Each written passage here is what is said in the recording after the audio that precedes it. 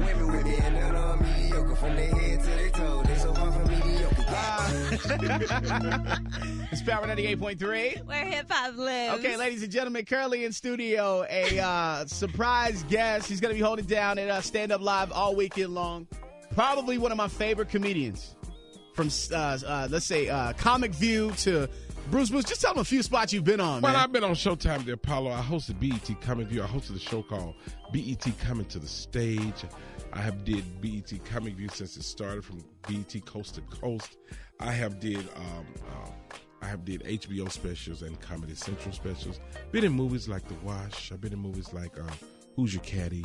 Been in movies like Hair Show. Been in movies like Think Like a Man. Done did it all, man. I don't think y'all understand. Pretty much. Wow. He's paid, man. He's got some money in his pocket. When he walks in the room, you could actually just smell the money on him. Oh, yeah. Is that what I smell? Yeah. I couldn't really recognize it because I'm so broke. Wait a minute.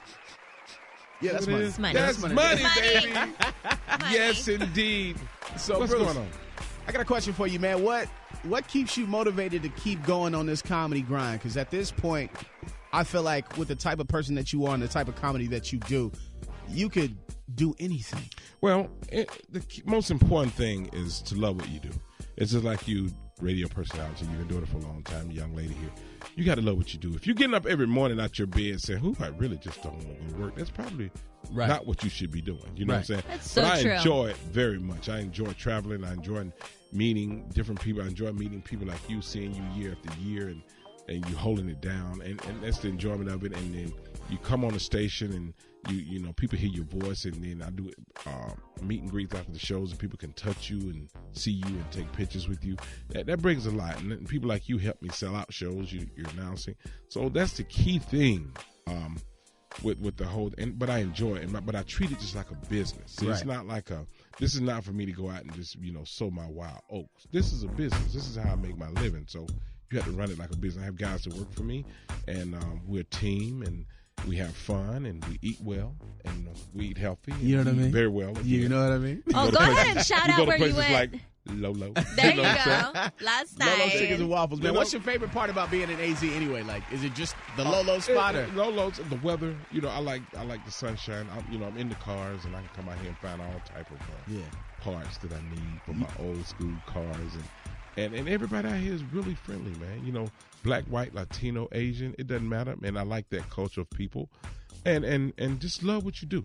So, that's why people need to always pay attention to their children and start watching and seeing what they like to do. Right. That's not saying they won't change down the line, because they are, because you changed doing things that you did.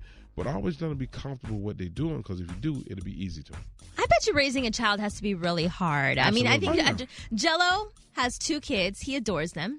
I do. You know where I'm going with part. this. You know what direction this is going. And I think that the fact that raising a child is so hard makes Gello hesitant to have another kid. But his wife, Sarah, wants another baby. Well, see, I understand the point of view, but it's money as well. Thank you. It's money. I mean, you got to think about, sending the child to nursery, and, when the child gets sick, and they at school, they bump their head, and you got to take off work and go see about them, or you got a child that's a bully, he beating up everybody. Oh my gosh. Thank you. I mean, all type of stuff that you have to deal with. I mean, you love your children. You wouldn't do anything to hurt your children, but, you got to be ready. And see, one thing about women, I want another baby.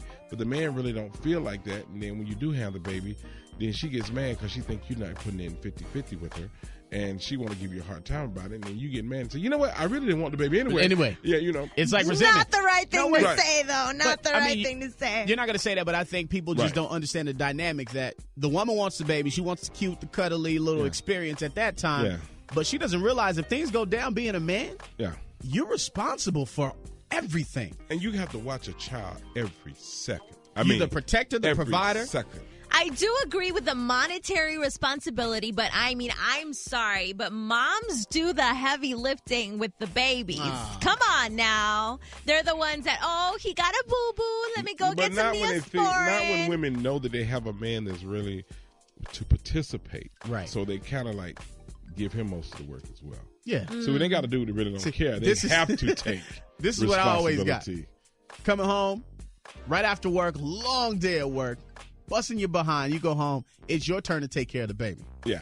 I'm like, wait a minute. It's not like I was hanging with the homies at the club. But it's not a You know what I mean? See, that's the problem. You know in what? marriage as well. It's not that's your job. See, when you marry, it's not such thing as your job. The key thing is it's everybody's job because you're married together. Boom. You know what I'm saying? Most men, well, I'm gonna wait till she get off work, see what she gonna cook. No.